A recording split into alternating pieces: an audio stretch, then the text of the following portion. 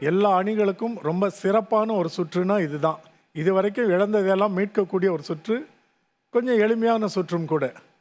தொடங்கலாமா? தொடங்கலாம். 30 நொடிகள் ஒரே ஊகம். முதல் சொல், குழம்பிய சொல். குடியிருப்பு. 10 மதிப்பெண்கள். குடியிருப்பு. இரண்டாவது சொல், சில எழுத்துகள் விடப்பட்டிருக்கும். கண்டுபிடிப்பு. கண்டுபிடிப்பு. 10 மதிப்பெண்கள். மூன்றாவது சொல், அதற்கான குறிப்பு சட்டமன்றம்.